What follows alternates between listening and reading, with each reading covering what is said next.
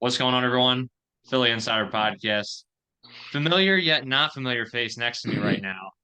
He unofficially appeared on the pod during a live stream at the Phillies World Series. And here he is officially on the pod. Zach, tell everyone how you're doing. And yeah, What's up? just What's up? tell everyone a little bit about you. What's up? So I'm Zach. A lot of you probably seen me on the comments, popping in and out, saying some stuff to everyone on the pod. No, I've been friends with all these guys since high school. And it's Sixers season. Sixers are my team, so I'm excited to talk a little Sixers with Hunter. Yeah, former basketball player here on our varsity high school basketball team. So they should build a statue for you, but not yet. Not until we get the funds for it. But anyway, I want to just jump right into the series. Obviously, we're playing For the sure. Celtics. We were hoping that the Hawks could maybe push it to a game seven. They almost did, and then the Celtics went on like an 8-0 run at the end of the game, and things just kind of went from there, right? So we are playing the Celtics once again, third time in the Embiid era, I think, in the playoffs, and the last two were not very pretty. The first one, it was like, all right, first playoff series back is what it is. The second one was just a disappointing bubble uh, I don't series count the that, bubble. Bubble doesn't matter.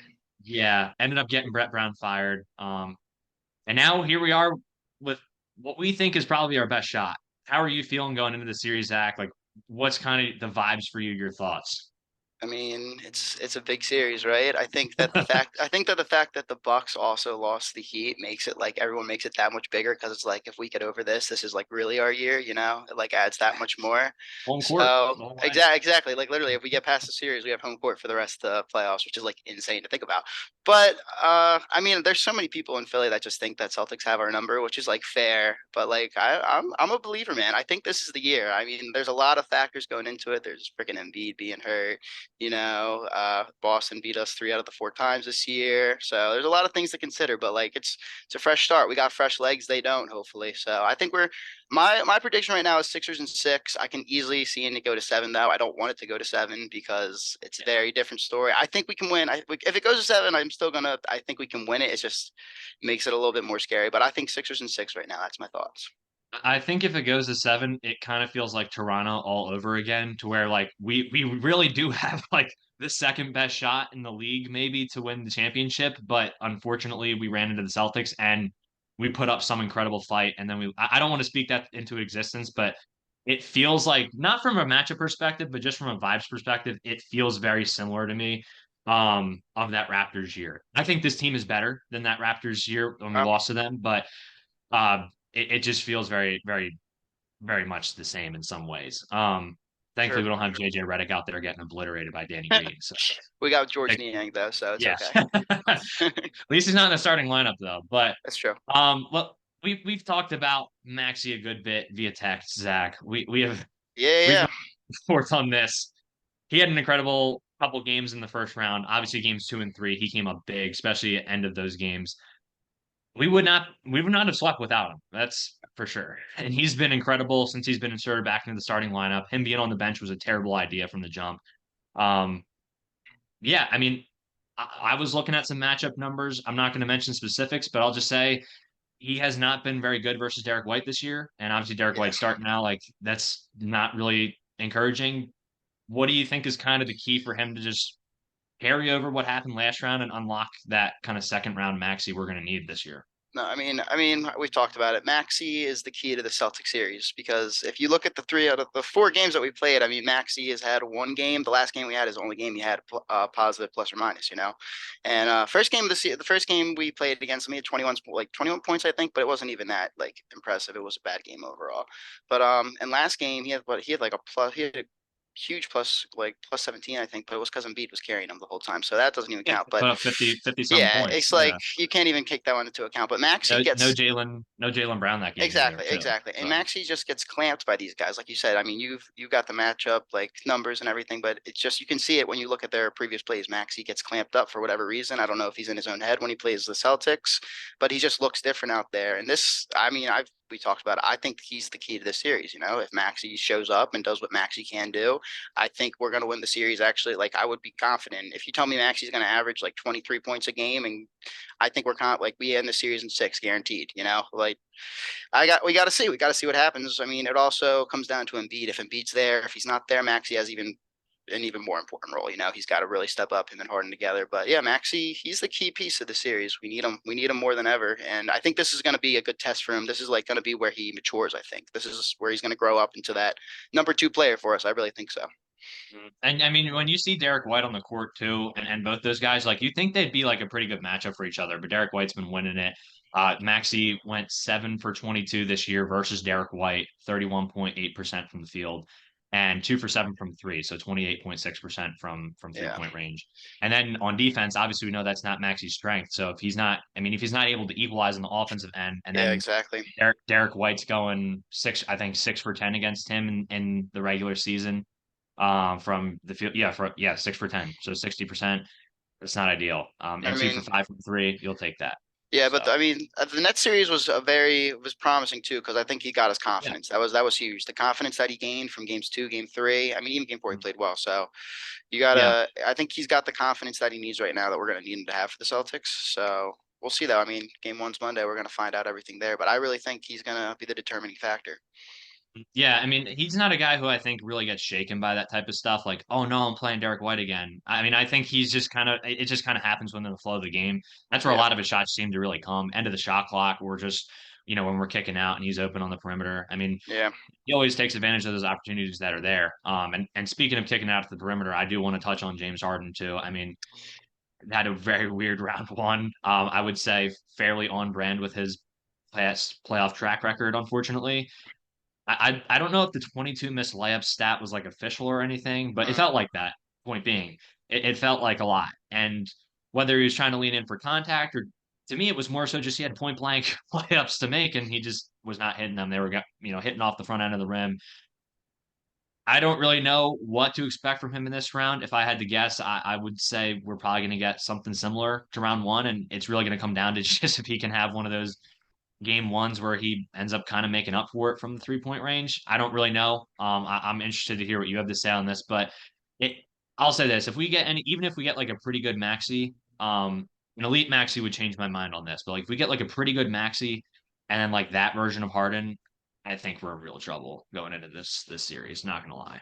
Yeah, I mean, Harden's our playmaker, so we need him to make plays, but sometimes just seems like he's making bozo plays out there. But I mean, but if you look at his season as a whole, if he can just do what he was doing all season, I mean, he's been great, leads the Yeah. league in assists. He's probably the best playmaker in the NBA, if you ask me. I think it's just sometimes he has some crazy passes, and I think his game really depends on Embiid, though. He really goes as Embiid goes. I don't think sometimes. I mean, we've seen it where he does step up to be that number 1 guy, but you can't really rely on him to do that anymore. Like his role is really to feed Embiid, feed the guys around Embiid. But yeah, it's like you said. It really just depends on how he's going to come out. If he's shooting the way he did in game 1, if he can give us like 4 threes a game, that would be huge. That's what I like. That's what we need him for. Like, give us those threes, give us some assists, and then let him do his thing. But I don't know. I always have faith in Harden. It's just he also is getting matched up with Smart, and I know Smart's going to try to get in his head. And sometimes Harden, it seems like he can get flustered by those things. He gets pissed off, and then he tries to do a little bit extra. And Harden's not the same Harden he used to be, where he can do that little bit extra. And sometimes it's like, Yeah. just do what you do. Don't let these guys get to you. So we'll see. I mean, I'm not a I respect Marcus Smart. I hate him, but I respect what he does on the defensive end and how he gets in players' heads. But we'll see. Yeah, that's a big thing with me. I think Smart's gonna definitely try to be picking him a little bit, and it's really got to be Harden's got to step up mentally and just avoid that and avoid getting phased by it. Yeah, I mean, it still seems like he's got the step to get by guys right now. I don't know if that's just like a timing thing or him just, Yeah. still having that explosiveness. I still think he's got that explosiveness, but I do wonder if that Achilles is bothering him when he's trying to go up to the rim. At the same time, I don't really want to make that excuse because I just think No. he's had too many that it doesn't really matter. Like he should still make them, right? I mean, yeah, he is just older. I mean, the fact is he's not in the Yeah, same shape he was. He doesn't have the same bounce that he's got. It's clear that when guys are covering him, when he gets the ball up, they get up higher than him sure. now, and they're able to block him. So he's got to do the other things. He's got to get down there. He's got to pass. He's got to get into contact. I mean, that's his name of his game now, right? Taking fouls, Yeah. drawing contact. But it's just sometimes he leans too far into that, and it causes problems. So. Right. Yeah. And he was never a guy who was going to posterize you either. So, but like, Old Harden was crazy, but that's a yeah, long he time ago. was. Yeah. But talking about, yeah, like you said, kind of kicking out too. I mean, I feel like so many times last year, even when he didn't have great games in the playoffs last year, I felt like there were games where he didn't take a ton of shots, and he would just get in the lane like that, and then he would find the open man outside. And speaking of which, I mean, we've got a number of guys who can hit from outside. We talked about Maxey, obviously playoff PJ. We got to talk about Yeah, him. Peach. And Tobias Harris. I mean, those are two guys I want to highlight. We're kind of going through the starting lineup right now, so Yeah, yeah. um, PJ was awesome last series. I mean, he pulled down a ton of offensive boards. I would have liked for him to match that, two corner threes a game that you set for him, at I least wanted it. for two of the 4 games. He only did it for one. Um, Yeah. what's kind of the pulse on PJ and Tobias for you I right now? mean, the thing with PJ is I would love to get him those 2 threes a game, 2 to 3 maybe. Three is asking a lot of them. 2 threes I think is doable. But playoff Peach man is he just gives you everything else that you need, not offensively. He's getting the six Yeah, five guy getting those boards over 7 footers somehow. I don't know how. It's insane how he does it. It's the most insane thing when you're watching it. But it's just hustle. He just outplays them basically. yeah. So honestly, if he's doing that on the defensive end, I mean, he's going to probably be tasked to guard Brown or Tatum. I mean, he's going to have to, at least in the And starting lineup. Toby's probably getting the other one of them, right? Yeah, I think well Toby kind of did well on Tatum, so I'm expecting them to start with Toby on Tatum, and I think Brown's more dangerous than Tatum personally. But so if, Hmm. if PJ can stop Brown, then that's huge. But Yeah, I mean that's what we need him to do on defense. Offensively, I'm not like that's where Toby comes in. That's where Toby's got to step up offensively. He's got to get you yeah. those 18 to 20, hopefully. Hopefully 20 a game if he can. And he can't do it. It's just he's like the definition of the streaky player. It's insane. He's either completely on or he's completely off, and he's gonna either make the dumbest play you've ever seen or he's gonna make the greatest play you've ever seen. There's no in between for Toby. I feel But like that kind of more describes Daniel House, but yeah, continue. that's true. That's true. But Toby, I love Toby. I'm a Toby guy. I've always been a Toby guy. I think he gets too much hate. I mean, max contract's crazy to have Toby on, but at this point we got him, so you have to accept him for what he is. It's just what we got. So hopefully he comes through. Defensively, he steps up sometimes when he has to defensively, and I think he's going to this series. I mean, he has to. For us to win this series, they all got to do it. They all got to do what they have to do. They all have to step up. Either Embiid's not going to be Yeah. able to take over every night like he did that one game. I mean, I would love for him to do it 1 or 2 games. That would be awesome. But the other guys have to do it like what they have to do. So he's got to score. It's what he does. So I expect Toby to do well. PJ, I'm not. He's going to do what he does on defense anyway. So Sure. the 2 threes a game is kind of just a bonus at this point. I'm really hoping for it, but we'll see. Right. Yeah. I mean, he creates so many extra possessions, like you said, from just getting in there. I mean, it's wild to see like 3 guys right in the paint, and then PJ just No. comes out of nowhere And and then comes down PJ with the just board. comes Like, up, gets it. or he'll just tap it back out, and we'll get like it's weird seeing a player in a Sixers uniform do that. I feel like I've never seen that before, like in my lifetime, Yeah. at least in a long time. It's been a while for it, so it's really cool to see that. And even like Toby's been fighting for some offensive boards here and there too. Toby's going to be interesting to me. I think he's really a key factor in the Sixers' entire playoffs. Honestly, how Sure. he plays is it's really going to be it's going to be huge for us. I think how he is from the mid range is where I really think it comes in. Like from 3 point range, like I understand sometimes he's not the best from there, but honestly, to me, it's when he has to take those extra dribbles and then take like a fadeaway or a post up shot from the mid range. Sometimes he's like last series, he was just hitting them with so much consistency. Yeah. We'll see if that continues against Boston because I think there's some nights where you can just tell he doesn't really have the touch for it. Um, 3 point range, like I said, I'm not too worried about him. I feel like he's shot well pretty much the whole year. And defensively, honestly, I'm not super concerned about him. I feel like he's played really well Yeah. like most of the season and especially like the back half of the season where a lot of people have been watching more. So I feel good about him. PJ, I feel pretty good about. I am a little worried about PJ in the corner sometimes just because it is like kind of a bonus, but at the same time, he does have that nerve thing in his hand, whatever's going on there. And Yeah. Yeah. Yeah. Yeah. he kind of needs like unless it's like wide open, he's hesitates and doesn't take it. And that's gonna hurt a little bit when teams are like, oh, I can just sag off a little bit and then, as long as I have Yeah. like a decent contest from close enough, I'm a little bit worried about that. But out of the concerns for me in this series, that's pretty far down on the list. It's not Yeah. something I'm gonna stress too much. But I just wanted to mention it. Yeah. We'll see. Yeah, and then obviously we get to Embiid. I Big you know I question. know you're more of a Devon Givens and Keith Pompey type of guy. I'm Love more of a Rice Devon. Ricky Sanchez type of guy. But I was listening to Devon and Keith last night, so um, but I was listening to Rice Ricky and they were talking about well, like this is just kind of hypothetical. he's 60% game one if you play him. If you don't play him in game one, let's say he plays game two and is like 90% the rest of the series.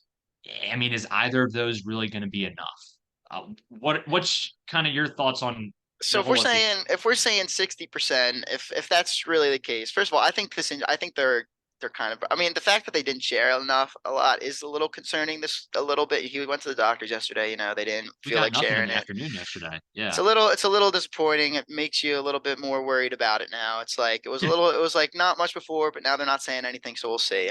Worst case scenario in my mind, he doesn't play game one, which I honestly still think we can win without him game one. I mean, Uh-huh. you've seen what we do. It's just the guy's got to step up. Like I think Maxey just got to do what he's got to do, and Harden's got to be that number two guy. But Hmm. with Embiid, if you're giving me a not even if you're giving me an 80% Embiid, I think an 80% Embiid's a top 10, arguably top five player in the NBA still. He's just that Hmm. good. Like he's that dominant. If he's able to, I mean, he's not going to be able to obviously do everything he does, but he's just he's still going to get fouled. He's still going to get to the line probably 10 times a game, whether he's 80%, 90%. So if you're giving me that, I think it's enough to take it.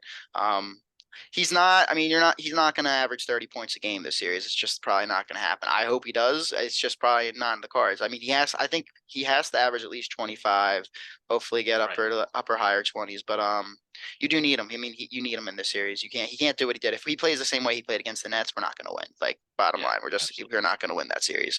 But I Yeah. think he's going to step up. Embiid, I've always thought of Embiid as a guy who truly does like pick and choose when he plays. I think that Nets game was a bad example because I think he was already decided he wasn't going to play, and then he was like, "All right, well now I'm going to try," and then he just was started to be an idiot. But I think he's got. I think he hates. I think he truly hates Boston. He hates that he keeps losing to him. He's a guy that stuff he takes it personally. I mean, you can tell with that thing. So I think he's going to come out. He's going to. I don't think he's going to miss game one. I don't think he's going to let himself miss game one personally, unless he Yeah, I really agree. and unless he really, really has to, and they really talk him out of it. But I don't think he's missing that game. I think he's going to play, and I think he's going to dominate. Like no matter what he's doing out there. I mean, you heard I think it was Shake was talking about him, and he was like, Embiid's going to be there at game one. I've been with him for 5 years. He's going to be available. Yeah. He's going to dominate. So I'm really not worried about Embiid. Is he going to be his like usual Embiid self? No, and that sucks. Like it sucks. He's not going to be 100%. But I'm hoping, like you said, hopefully he's at least 90%. And if he's like even around that, I'm not worried about him. He's going to dominate. He's going to be the focal point of our team. No one can guard him. No one can guard him on Boston, and I Yeah, I truly mean, believe no one in the league can guard him. He's unguardable. So mhm. I'm not worried about him. Yeah, it's nice that he doesn't have an orbital fracture and a torn ligament in his thumb this year. Yeah, I yeah, mean, yeah, yeah, that's definitely a bonus. And yeah, I mean, think about the Hawks series too with the torn meniscus. He still ended up playing the entire series, and he dominated on that. We'll see if this. The tough thing is we really don't know how severe yeah, this yeah. sprain is at all. Because like I know everyone went to Google and started doing their research on LCL sprains. It's like Exactly. the grade one is like obviously best case scenario where it's nothing that should affect him more than 10, 14 days or something like that. Yeah, And that which that could still mean he's a little bit sore once he gets back out there. But I mean he's also a different type of yeah, breed. yeah, yeah, He's a yeah, professional athlete, and he's got the best training staff in the world. So, yeah. um, grade two or worse, grade three, I don't we're think not it's the great. only. I mean, I don't think it's. Yeah, I mean, the fact that they said they were like optimal, like hopeful, like as soon as it yeah, happened that he was going to be back, I think it's a good sign. I mean, maybe he's not progressing as well as they hoped he did, but I still don't think it's going to sure. be. And the original report was that they were hopeful he was going to play midweek, or Yeah, not play, but be good midweek this past week, which they didn't exactly. need him to be. So I still feel okay about that. I am curious to hear your thoughts on, how you think Boston's going to play him. Well, I think we both agree they're not going to double him every play. I really think it's going to be different almost every possession. I mean, I'm sure they'll Yeah, go back to some stuff and figure out what works. And kind of going back to what you were saying about him picking and choosing where he plays, or when he plays. Yeah, that Nets game three really disappointed me because, like you said, like, yeah, he pretty much decided he wasn't going to play. And then he trips like didn't really even get yammed on by yeah, Claxton, I but know. Claxton got in his head, and they were really just trying to get in it, and not just get in his head, but they were trying to be physical with him, obviously. But also want to mention another thing you said on that, which was um like how he hates Boston, and it's kind of like not like a counterpoint, but you think about like the rest of the roster. I mean, outside of Toby, it's Harden's been here for what, a year and a half. Melton hasn't been here before. McDaniels hasn't been here before. Maxey's been here for a little bit. PJ, I mean, PJ doesn't really have a history with Boston or anything. Like none of these Mm. guys have been here to really experience like B-ball Paul. They haven't really been here to kind of experience. Shout out B-ball Paul. We'll talk about him, but they haven't really been here to kind of experience the pain and hurt from Boston. Like that's not really in the back of their minds, right? Like as fans, that's definitely lingering right now. But for those guys, and hopefully for most of the roster, it's not something that's going to bother them. But I do hope it comes into play for Embiid's play because I think that will take him to another level. And I think Yeah. I think he knows how important this year is and just Yeah. the opportunity we have in front of us. So yeah, but I want to hear your thoughts on how you think Boston's going to try to match up with him. Any ideas or? I mean, Boston is not the type of team. I mean, I've been listening to people obviously, but they don't really double. It's not like their DNA is just like let's just play straight up basketball. And I think that I mean they're obviously going to send doubles teams to Embiid. Every team does it. They're going to do it, but it's not going to be like the Nets did every single time he touches the ball, double him like right away. I don't think it's Yeah, going to be to that degree. He's going to get doubled. Like it's going to happen, and then he's got to make the good decisions, which he's been doing a really better job of that this year, making good decisions with his ball, having his head up. But yeah, it's like you said, they're gonna attack him different times every play. I truly don't think they have someone who can guard him. I mean, Horford can't guard him anymore. I mean, it used to be, and I don't know how, but Horford did used to clamp him up. But now yeah. I mean, Embiid figured him out. Embiid Him and finally, Marcus Sol, right? yeah, crazy. To I an can't. extent. It was yeah. Horford. I just hate Horford. Horford is probably going to do some crazy stuff against us, and I'm going to be furious about it every time. But I don't think he's going to stop Embiid. I do get scared of Robert Williams in there just because of his how he's a difference maker on the defensive end. He's a beast. But And another thing with that is he's only played one game against us this year, so we don't really yeah, have much to go off of unless you go to years past, which it's different Celtics teams. They play different ways every year, yeah, you know? Different coach this year. I mean, Yeah. he's a beast. He's a beast. They haven't used him as much. I mean, he used to start in the past. Now he's coming off the bench, different lineup. But I mean, if they have the two guys down there, though, I still think we have the advantage on like the wings. They just have so many. The thing about Boston is they can beat you in so many different ways, which is scary. Yeah. They're just deep. They're a deep team. They're a good team, but they're not. I mean, the Hawks show they're not unbeatable. Like they're not this super team that I think Philadelphia has this in our minds because whenever they play us, they look like a super team that can't Yeah. be stopped, but they're really not. They can be beat. They're able to be beat, and you just have to play well, play smart, and stop Tatum, stop Brown. That's their whole game plan is to go to those two guys. So if you can stop them, you're gonna have success with it. So defensively though, they're a good defensive team. There's no other way around it. They're Yeah. gonna we our guy like I said, it's gonna have to be our best series. All of our guys are gonna have to step up, play well. Um, can't make the boneheaded mistakes that we usually do once in a while. We have to eliminate those as much as possible. But I'm confident. I think our guys are going to step up to the challenge. I think they know the challenge that's ahead of them, and I think they know that this is like their main test this postseason. It's going to get every series is going to be hard, but this is it. They know that this is the one that's going to make or break them. Yeah. It's gonna get chippy too. I Yeah, for sure, guarantee that. for sure. There's gonna be some moments where it gets chippy, and I really hope that Marcus Smart hears it a little bit from the fans in Philadelphia. Yeah, I hope Al Horford doesn't because he seems to thrive off of that. I I think hate that guy. Hate that he's dude. still going to. Um, yeah, his sister's the worst too. I mean, it's Oh, just dude. That third game when he just made how many threes did he make in the third game against us where they beat us at the end? Oh, dude, that was the most insane thing I've ever witnessed when he just made like four yeah. threes back to back to back to back. It was insane. And we were up like double digits, and then you blink and we're down double He's digits the in that. one too. And the thing is, Al Yeah, Horford's the reason they're back. yeah, It's yeah. insane. It's incredible. I mean, I'd rather just give up all 2 pointers all game and just not surrender at any Hal Horford threes this entire series.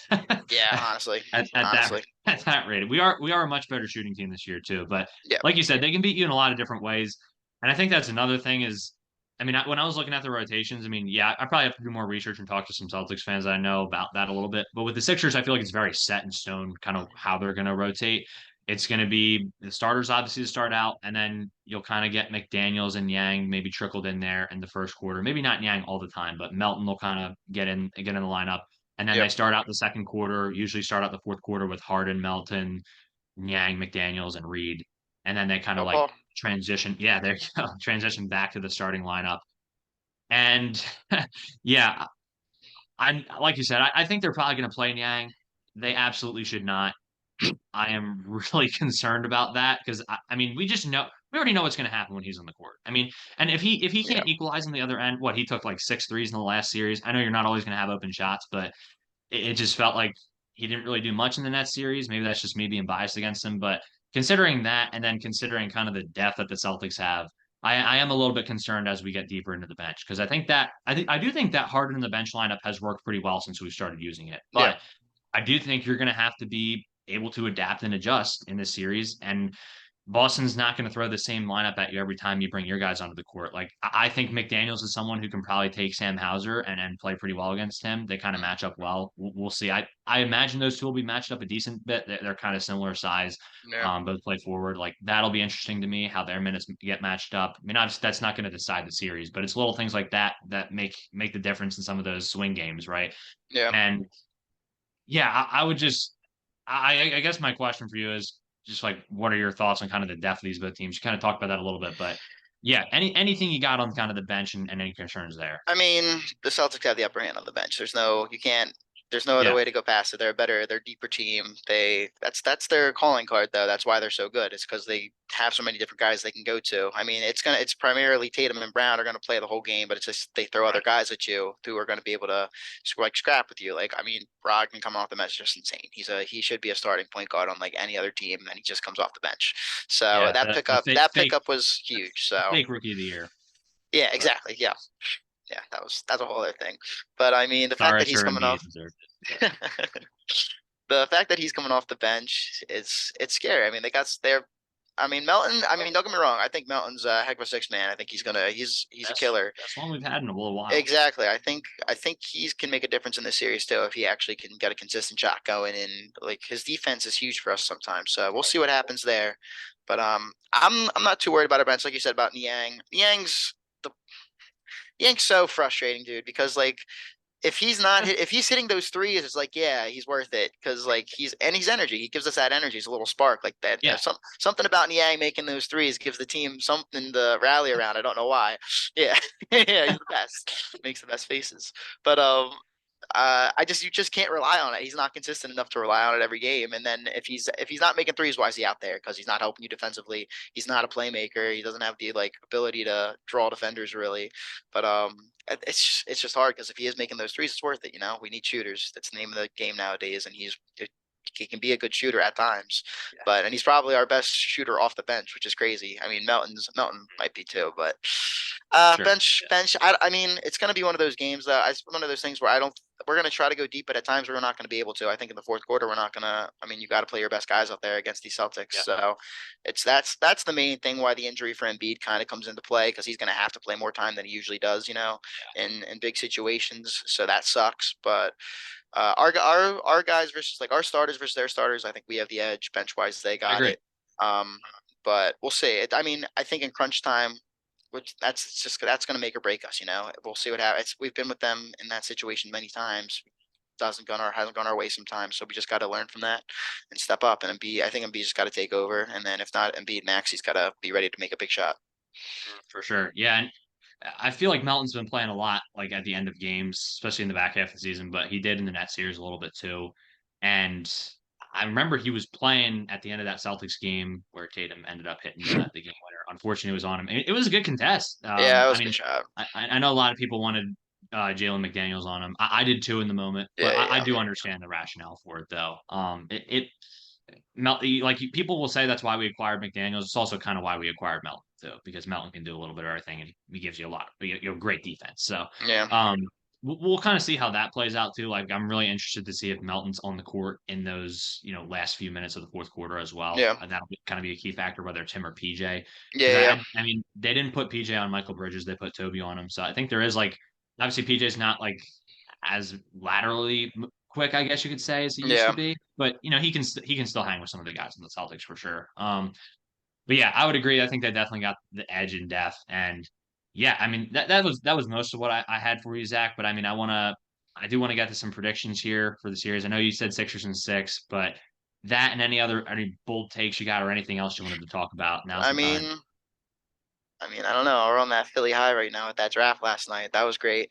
But I don't know. Game one, Shout out Nolan and Jalen. yeah, dude, that was crazy. But And we Hound. gotta take a game. We gotta take a game in Boston. That's what I'm thinking right now. If we don't take a game in Boston, uh, I don't know. At that point, I don't know if I can think we're gonna win the series, but I think we're gonna take a game in Boston. I think we're gonna be ready, and I think our guys are gonna show up. It's like for me, like I said, I think Maxey's gonna be the key guy, whether he's ready to Yeah. step into that role. I really think he's got to be our number two guy personally. I know Harden's the big name, but I think Maxey's our number two guy at this point. Harden's just Yeah. our playmaker. So we'll see. I think I'm excited, man. I really do think the Sixers are gonna win it. I think this is our year. I'm besides the Celtics, man. There's no other team that really worries me in the NBA. There's no team that I can see us losing to. So we'll see. I think, and I don't even really see us losing to the Celtics yet. So we'll see.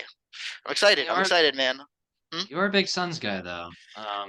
They don't have depth, though. Who comes off their bench? They have no bench. It's literally all five. Yeah, I could get into the West. I could get into that later on, but yeah. So I'll probably rehash this with I'm actually going to be talking to one of my buddies at college who's a Celtics fan. That's going to be a fun time too. Not as fun nice. as this. No, I'm just kidding. They're both but I this is kind of how I see the series going. I think we steal one in Boston, but then I think they steal one in Philly. And I don't know. I think we end up going to seven, and I think the Celtics win it in seven. I'm sorry. I'm sorry, Zach.